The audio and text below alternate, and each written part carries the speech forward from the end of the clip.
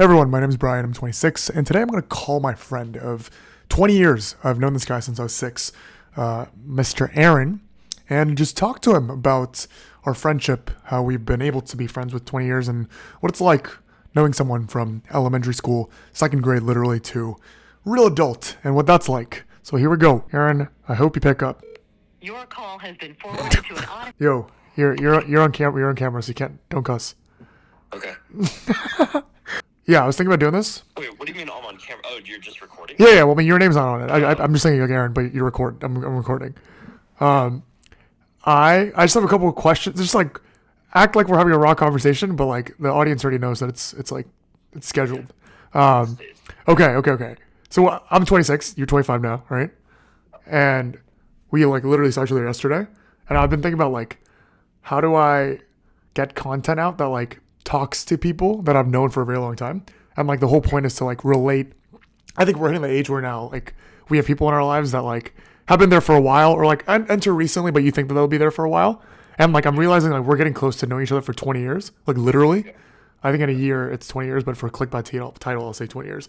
What do you think like on a practical level kept us pretty close, if not like pretty like life best friends for 20 years?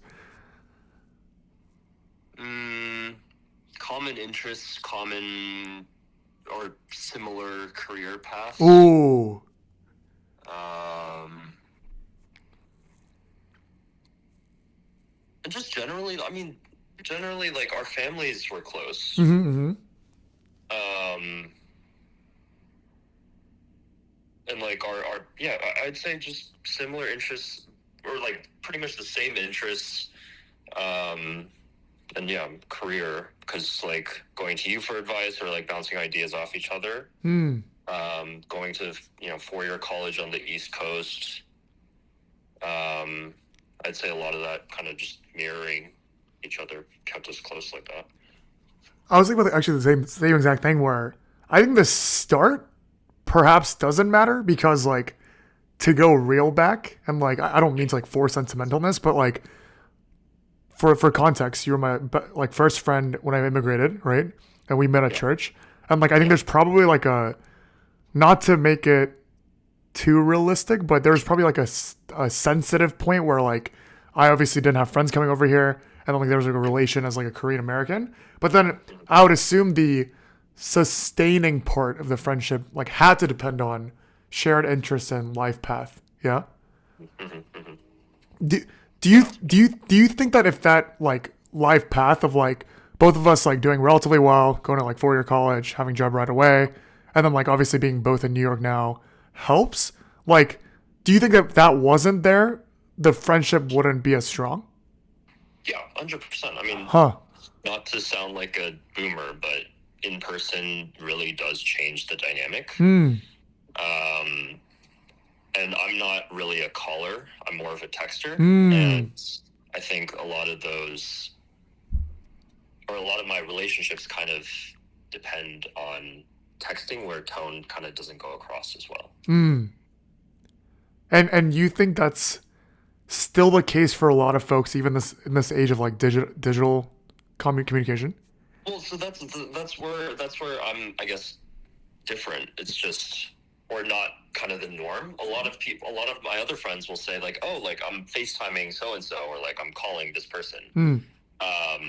Versus me, I'd rather just text or actually just meet up in person. Has that been the case for your other friends too? Yeah. Like they'll talk about like they're on FaceTime with like their friend like every other day or something. I'm just like, yeah, like I do that too. But I also like text or I play games with them or just different mediums. Yes. Yeah. I guess super awkward question. What kind of friend do you think I am?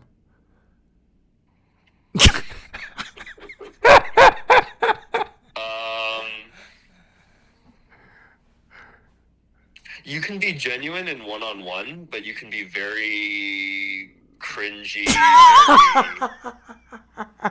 very like very different in group settings. I would say like, that to me, like your value to me varies on on the situation. I would say that's uniformly true across all my friends.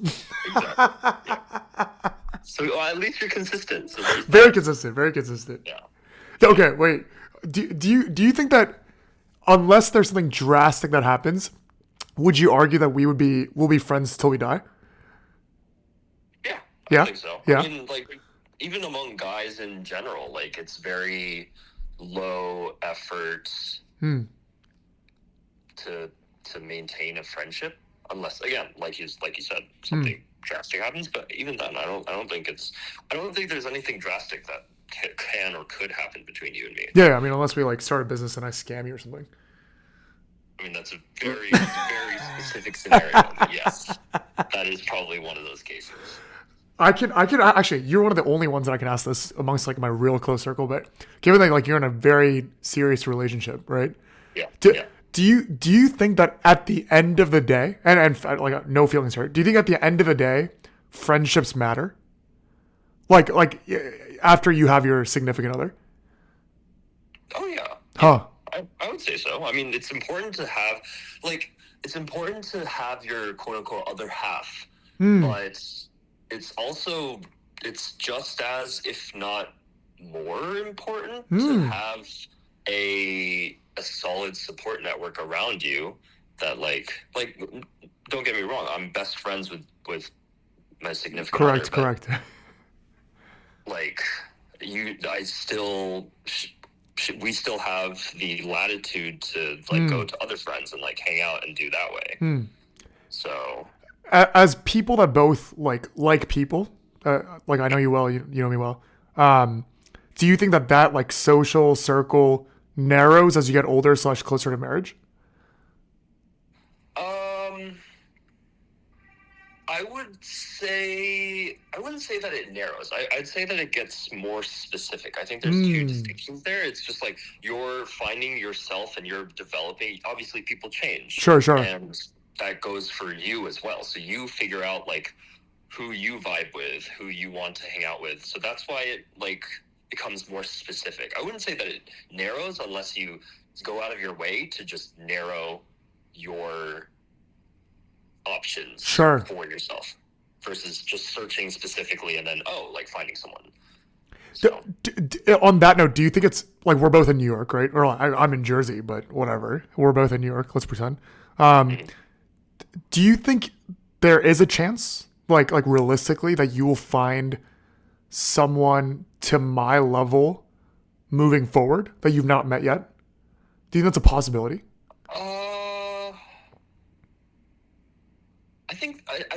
I think the chance is there, but it's probably very unlikely. Hmm. But I wouldn't say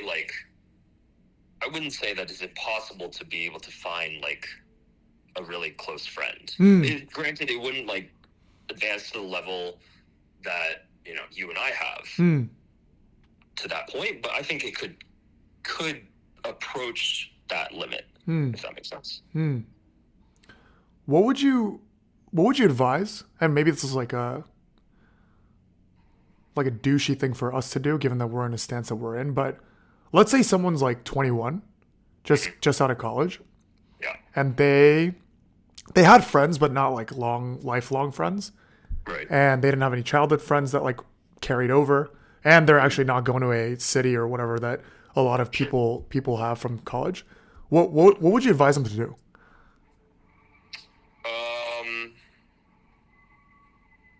I'd say just continue doing the things that you love. And I think that you'll eventually find people who share that same interest with you. And then it's up to you to build that relationship out. Ooh.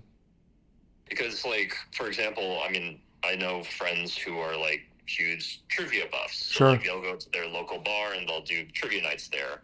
Or for me, for example, like I'll really enjoy this video game. So then if I get into a match with like people who are funny or like they're really good at the game, then I'll like get to know them more. I'll like add them after the game and then we'll continue playing more games. So that's kind of how you would develop a relationship kind of virtually, I guess. Yeah. but like it's hard to not be in an urban area with like young professionals and like make friends. But I think there's a path forward, and I would say like just double down on what you're genuinely interested in with other people. No, it's really hard. And like to conclude, my like the reason I'm doing this and I thought of you first is like Yeah. I think we're really blessed to have each other, but like more so of like if I didn't have you or like the few others, and then let's say on top of that I didn't have church or whatever, of like that in itself is a shared interest, right? Like if you don't have that, you could theoretically be a very, very lonely person in New York.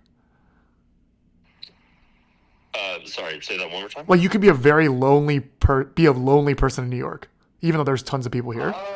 Yes, I think you can, but that comes back to like narrowing your options versus being specific in your search. I think.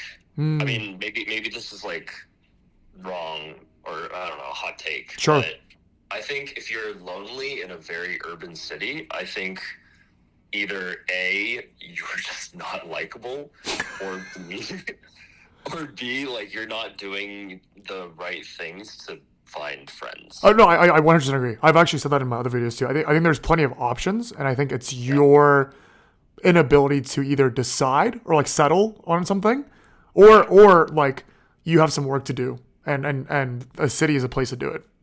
Yeah. It's like you and your previous like your dating activity before. You just need to go do it. Just go do something. Yeah. On If that that note, makes it in the video, I'll be fucking. That's oh yeah, hilarious. I'm gonna not edit this at all. This is like 100% raw. Okay. On that note, Aaron, thanks for our 20-year friendship. Perhaps it ends today. Yeah, I'll see you on Saturday, bro. I'll see you on Saturday. All right, thanks, Aaron. Okay. Love you. Bye. Yeah. All right. More conversations to come. Let me know who I should talk to next. Let me know who I should talk to next. Let's go.